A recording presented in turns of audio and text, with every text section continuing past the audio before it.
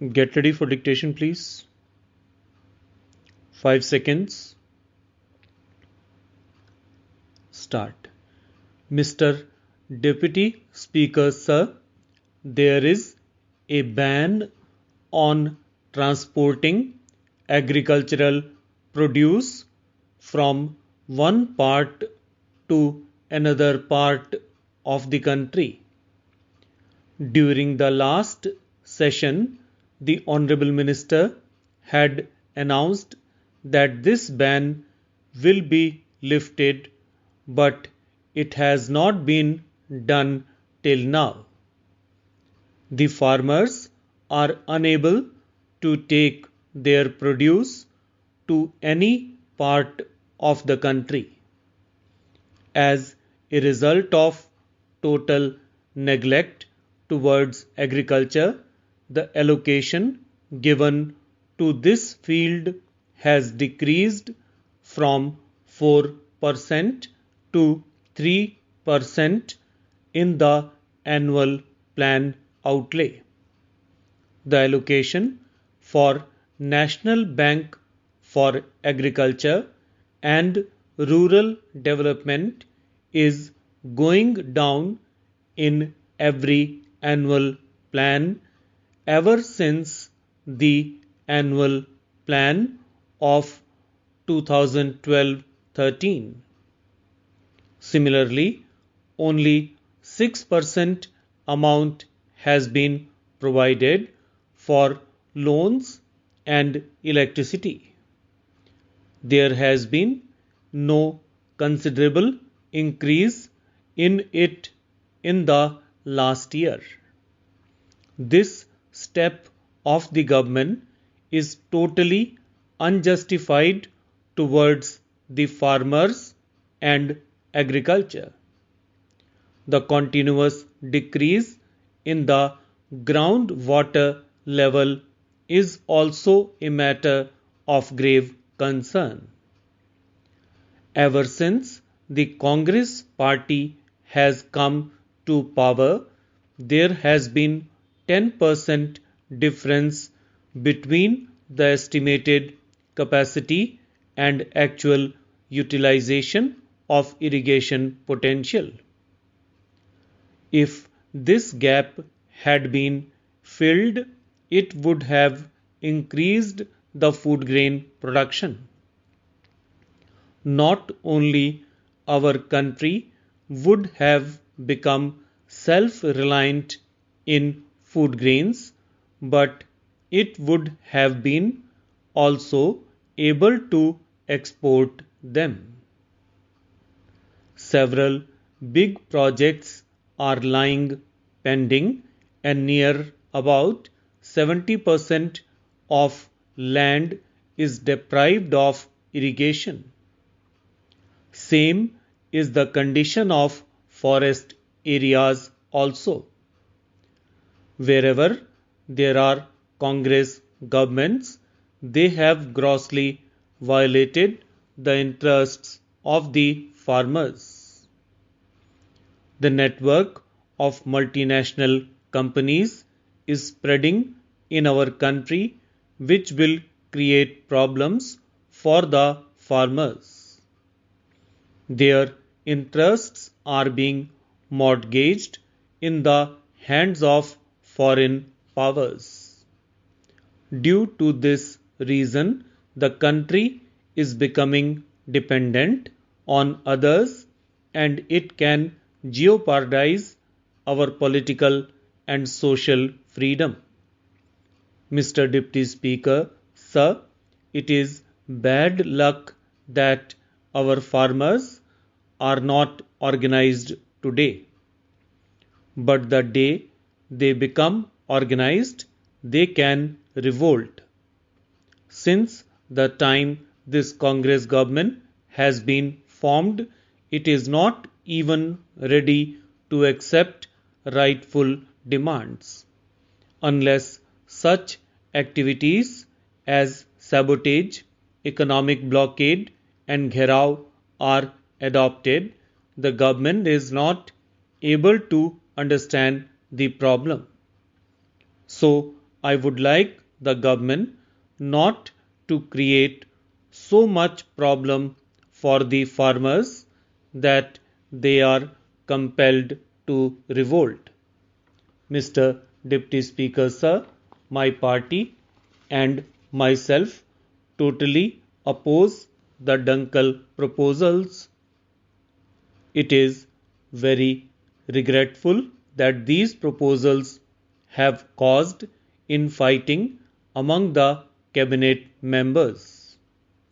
One of your ministers says that export of our country will increase with the acceptance of Dunkle proposals, and another minister says that such acceptance will destroy our country.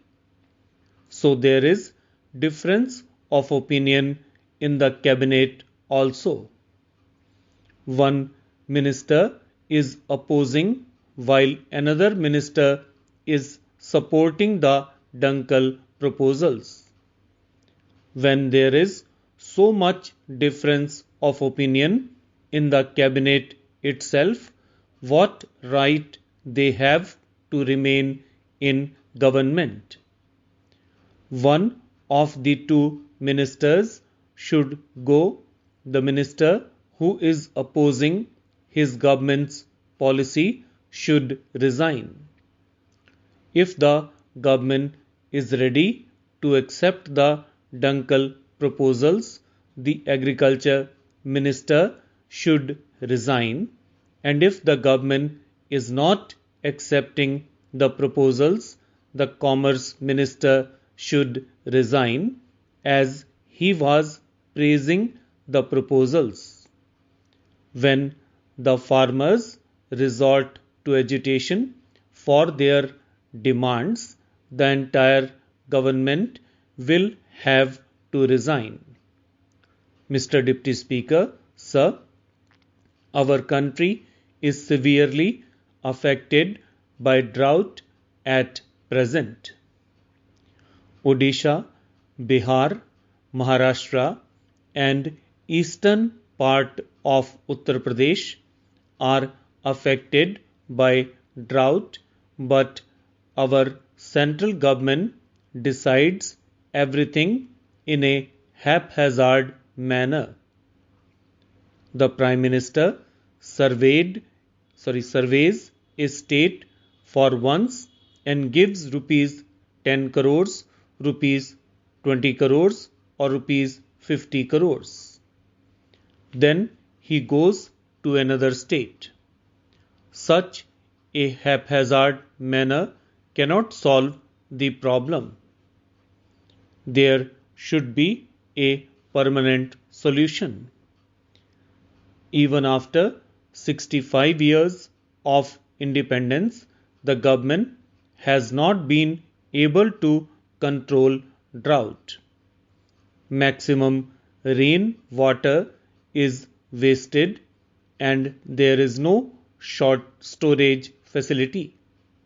Sir, Andhra Pradesh is also severely affected by drought and the situation has become so worse that the farmers are forced to kill their own children. Neither there is fodder nor water for their cattle. Sir, it is just opposite in Karnataka. It is affected by floods which have caused a lot of damage. On the one hand, there is devastation due to heavy rains. On the other hand, there is suffering due to drought. I have read the draft of the agriculture policy. I do not think that the Honorable Minister of Agriculture has paid any attention towards this problem. I would like to submit that this agriculture policy is unfavorable to the farmers. No facilities are being provided to them and agricultural inputs are being made costlier. Injustice is being done to them. 80% of the population of this country are cultivators, and the government should think about their welfare. If this is not done, then 80% population will resort to agitation, as I have said earlier also. Before putting forward a measure of this nature before Parliament, we had given considerable thought to certain aspects of cloth prices as they exist today, and it is only because we felt that this is the only means now open to us which can to some extent act as a deterrent against high prices, and where it fails to do so would be able to absorb the margins of profit that go to the trade and industry that we sought to bring in this measure for the approval of Parliament. Sir, the factual position which has been described in the note might be summarized thus. The existing capacity of the mills is being utilized to the maximum possible extent. In fact, sir, in July, the production of textiles has been an all-time record of 500 million tons. Honorable members might say, well, if that is possible, why do you fear that there is going to be scarcity of cloth? In fact, I think it is the possible scarcity and the high prices that have induced these people to stretch a point and make the mills produce a little more, though certain factors helping to increase production have been accidental, namely in July the working days have been the largest in number.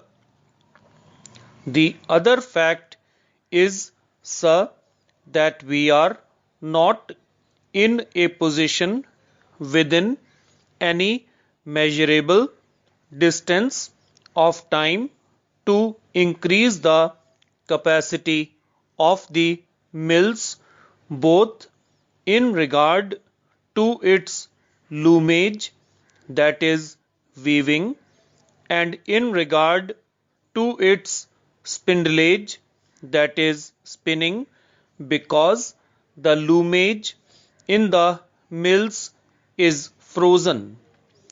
We are not adding to the looms except for the recent decision that we have taken that we should add to the mills by way of automatic looms intended specifically for promotion of export of cloth, and so far as spindlage is concerned, that has been restricted to an increase over a period of 1.5 years to about 2 million spindles, the license for bulk of which has already been granted, and this decision had been taken on the basis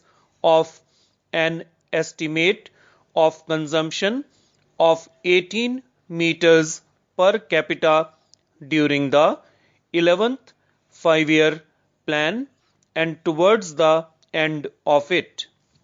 When that decision was taken, Sir, government were not unconscious of the fact that that target would not be a correct one